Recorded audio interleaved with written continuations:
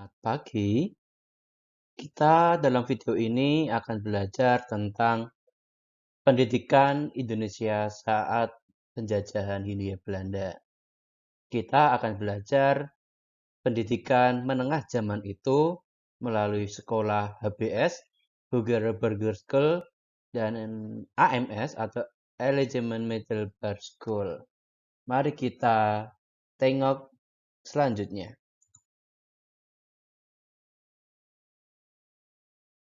Nah, jenjang pendidikan masa kolonial Belanda ada berbagai macam.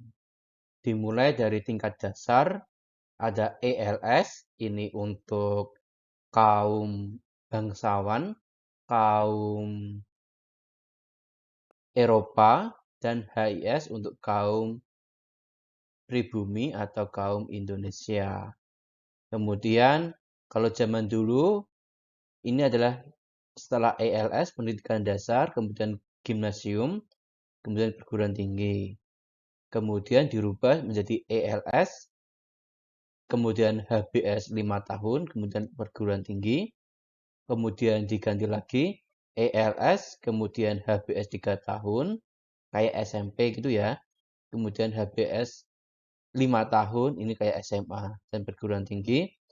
Kalau yang untuk pribumi, itu dimulai dari HIS, kemudian MULO, AMS, dan perguruan tinggi. Nah, kita akan belajar tentang HBS dan AMS.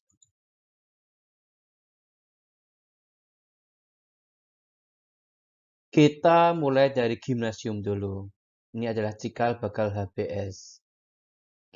Gimnasium Koning Willem III.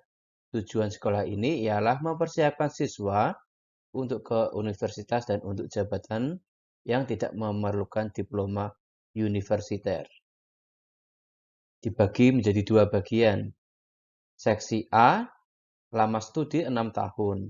Ini untuk mereka yang ingin melanjutkan pelajaran di universitas dan menyajikan program klasik. Ini ditutup tahun 1868. Kemudian seksi B, lama studinya 4 tahun, yang memberi persiapan untuk Akademi Militer di Delft dan Akademi Perdagangan dan Industri. Gimnasium seksi B kemudian diubah menjadi sekolah bentuk baru, yaitu HBS. Nah, HBS, Hoger Burger School. HBS di Indonesia dibentuk menurut model yang ada di Belanda, dan eksistensinya selalu berpedoman kepada model di Belanda. Nah, ini adalah pembukaan sekolah HBS. Yang pertama di Jakarta tahun 1867, kemudian di Surabaya tahun 1875, kemudian tahun 1877 di Semarang, dan ada HBS Wanita tahun 1882 di Jakarta. Kurikulum di HBS. Kurikulum HBS di Hindia Belanda dan di Belanda dibuat sama. Kualitas gurunya juga disetarakan. Mata pelajaran meliputi 19 mata pelajaran,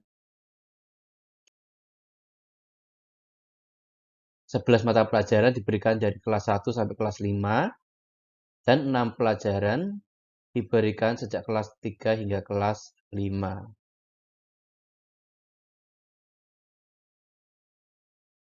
Gurunya berijazah PhD Dokter atau Diploma MO. Namun karena memperoleh guru dengan kualifikasi yang demikian sulit, maka direkrut guru berijazah Insinyur, Perwira Adi dan AL, pemegang Diploma MOA untuk mengajar pada 3 tahun pertama, kemudian juga yang berijazah HA, Budet, untuk sementara dapat dipekerjakan pada HBS, khususnya di kelas-kelas rendah. Inspeksi, tidak ada inspeksi untuk HBS.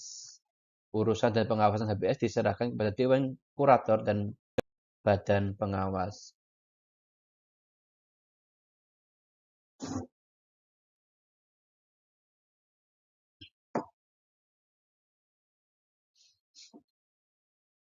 Sekarang penerimaan dan populasi murid di HBS.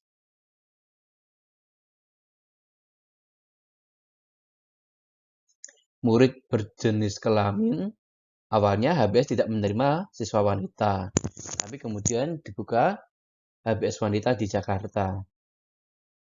Menurut kebangsaan, awalnya HBS adalah orang Belanda.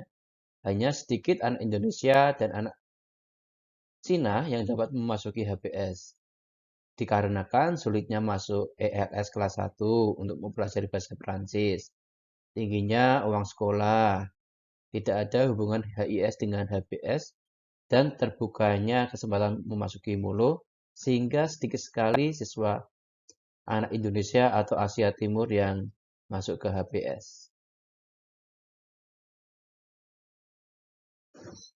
Pemantapan belajar di HBS, sekitar 50% siswa dapat mencapai kelas 4. Namun, hanya 25% yang dapat lulus dan memperoleh ijazah. Dropout yang tinggi disebabkan oleh banyaknya mapel, tingginya syarat akademis dan intelektual, dan beratnya ujian.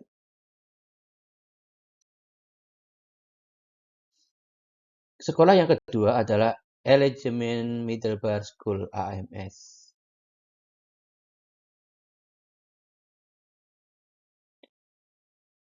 Melalui ELS sampai HBS, anak-anak Indonesia mengalami kesulitan untuk mencapai universitas. Kemudian diikuti pembukaan HIS, kemudian MULO bagi anak-anak Indonesia. Sehingga timbul permintaan untuk mendirikan sekolah lanjutan HIS sampai dengan MULO. Sekolah menengah khusus yang berbeda namun ekuivalen atau sederajat dengan HBS, yaitu AMS. Kurikulum AMS dibagi menjadi dua bagian, yaitu yang bagian A mengutamakan sastra dan sejarah, bagian B mengutamakan matematika dan fisika. Mungkin kalau sekarang ini IPS, ini IPA, begitu ya. Populasi murid pada tahun 1919, AMS pertama dibuka dengan siswa 22 anak Indonesia, 15 Belanda, 5 Cina. Sejak pembukaan itu, orang Indonesia senantiasa merupakan mayoritas. Jumlah dropout di AMS lebih rendah daripada sekolah lain. Dari angkatan pertama yang masuk pada tahun 1919, sebanyak 74% mencapai kelas tertinggi dan 71% lulus. Guru-guru di AMS juga memenuhi syarat yang sama seperti HBS. Inspeksi. Penerimaan di AMS diserahkan kepada inspektur khusus untuk sekolah menengah. Untuk menjamin peralihan yang lancar antara MULO dan AMS, Direktur MULO diberi kesempatan untuk menghadiri pelajaran di kelas 1 AMS.